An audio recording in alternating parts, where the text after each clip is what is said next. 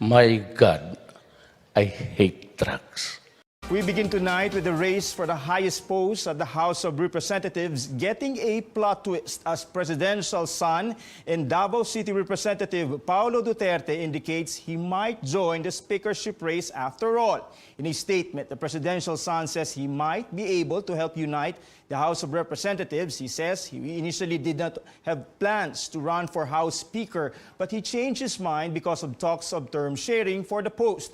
Paulo says representatives from Luzon, the Visayas, Mindanao, and the party list bloc should share the term of House Speaker.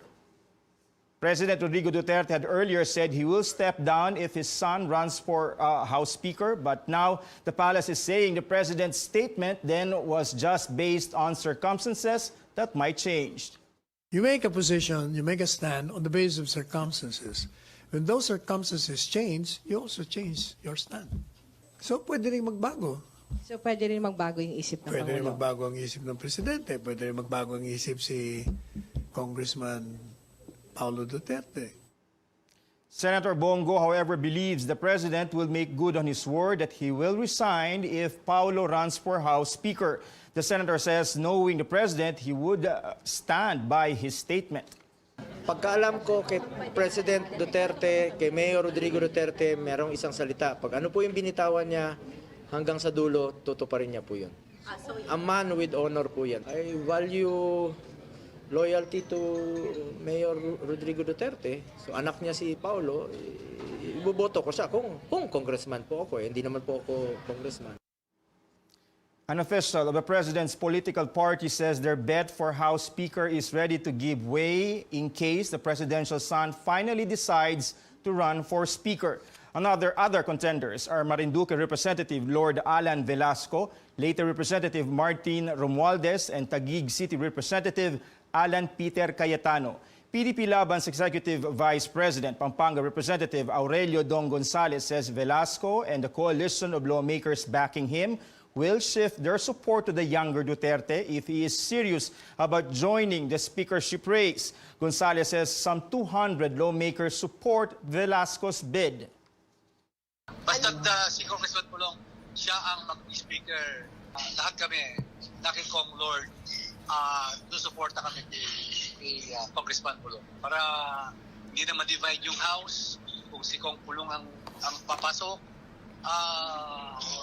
lahat kami susuport. Makakapagsalita ako sa sarili ko at sa grupo namin na walang lalaban sa kanya. Definitely walang lalaban sa kanya. PDP Laban President Senator Coco Pimentel meanwhile points out Congressman Duterte is not a member of the party. He says for as long as there are PDP Laban members aspiring to be House Speaker and are qualified, then members should and must first consider their party mate. Neophyte Senators Bongo and Bato Dela Rosa pushing for the revival of the death penalty. Dela Rosa wants death for high-level drug traffickers, while Go also wants death for plunderers. Our Joyce Ilas reports.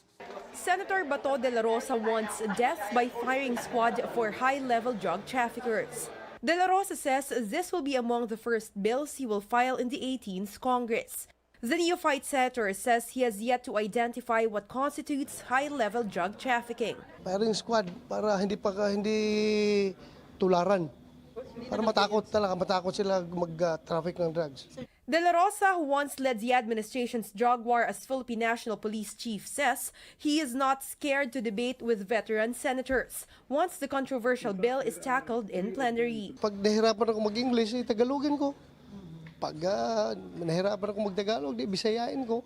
Bakit ka matatakot sa mga veterano makipag-argue dyan kung may punto ka naman, di ba? For Senator Bongo, death penalty should also cover plunderers. Exasperated na po si Pangulong Duterte sa nangyayari sa ating bansa, sa korupsyon sa gobyerno na nangyayari sa ating bansa. Gusto ko siyang tulungan. Go says he's also considering lowering the threshold of accumulated ill-gotten wealth for an act to be considered plunder. The current threshold is 50 million pesos. Titingnan po natin ito. Napakalaki po nung amount na yan. Baka pwede nating babaan pa ng konti. Baka pwedeng 10 million. 1 million para wala lang magnakaw. Go says he's open to death by firing squad or by lethal injection. Meanwhile, Go admits he won't stop serving President Duterte even if he is now a senator.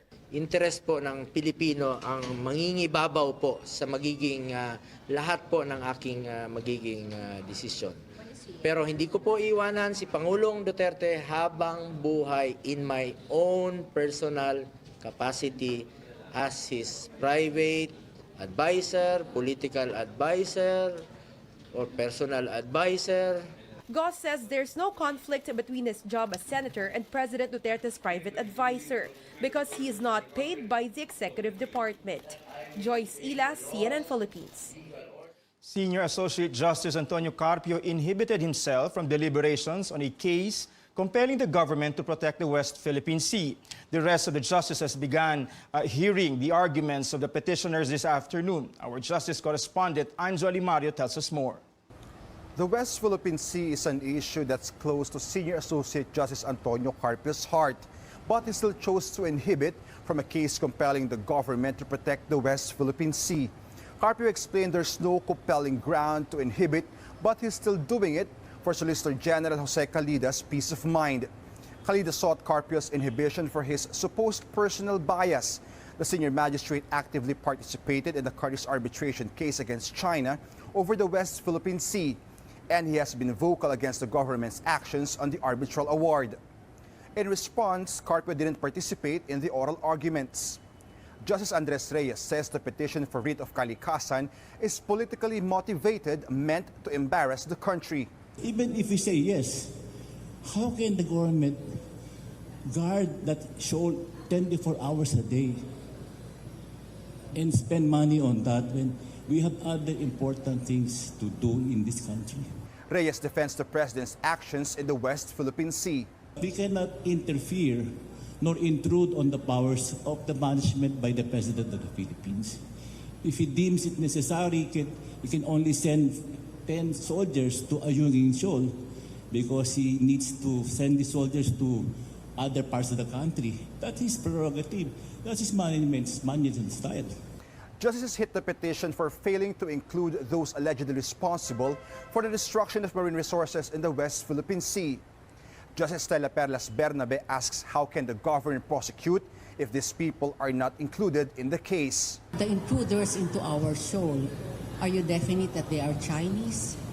Or they can even be Malaysians, Vietnamese, or even Filipinos? The justices also grilled the petitioners on their failure to attach affidavits of fishermen which are needed for a writ of kalikasan. Without the judicial affidavit, which will not be the direct testimony of the witness, we cannot test the credibility of the affiant. Petitioners anchored their case on submissions made by the government under the Aquino administration to the arbitral tribunal. Justice Marvic Leones says President Duterte closed down Boracay to protect the island.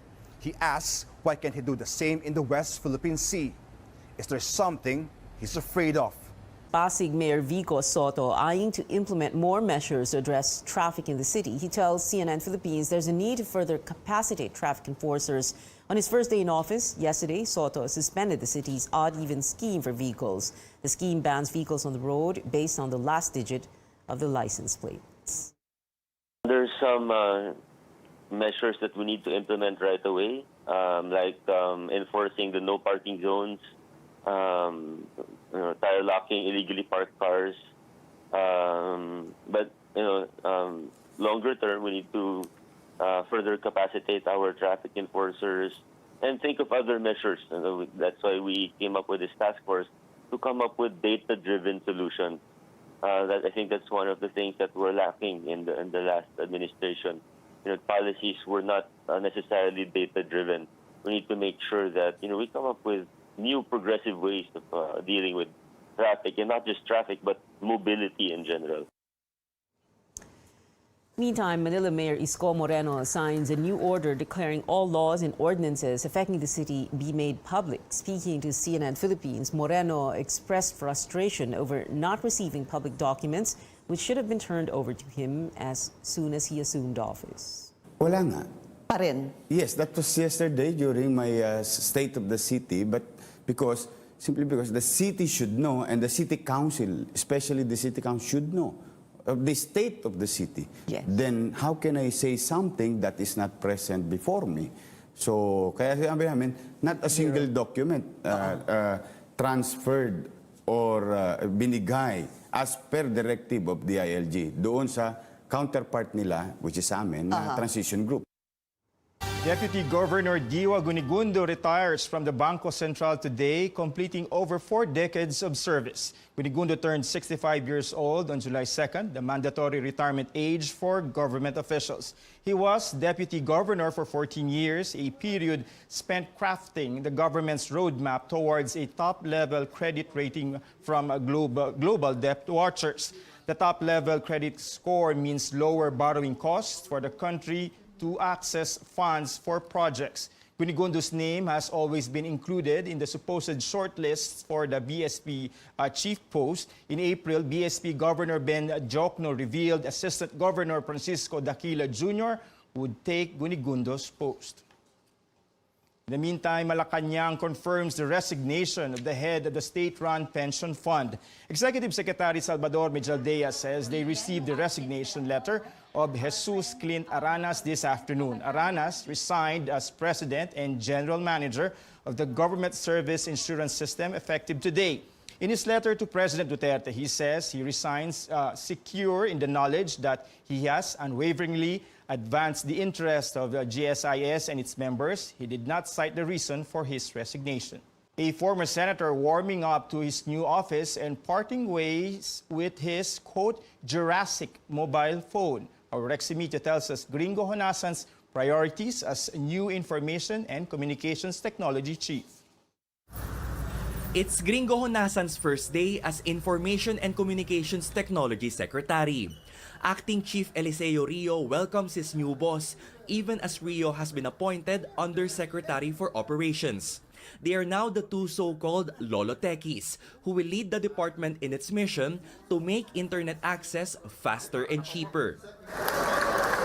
Hundreds of DICT employees also gave Honasan a loud applause, and some even took pictures with him. Let's help each other for the country and for our most precious, strategic, and renewable resource, our children. Thank you. Honasan also shows off his smartphone, a sign he can adapt to the modern times at his age of 75. Senator Ping Lacson earlier said in jest he told Honasan to ditch his, quote, Jurassic mobile phone. Critics question Honasan's ability to do the job. The former senator says he's not perfect, but he has 44 years of government service. He adds he's ready to resign, be fired, or replace, whichever comes first if he fails in his mission. I was not placed here to become a lineman or a technician. We have enough of that, no? The competence of Secretary Rio is proven. I'm being put here as a manager. Honasan says he aims to launch more free Wi-Fi access points until the entire country is connected to the internet. He will prioritize those that need it the most, like the hospitals. His first project is at a hospital in Quezon City. Honasan also aims to equip each child in remote areas with a tablet and use the barangay halls as classrooms. He believes the shortage of hundreds of thousands of school buildings will not be solved anytime soon.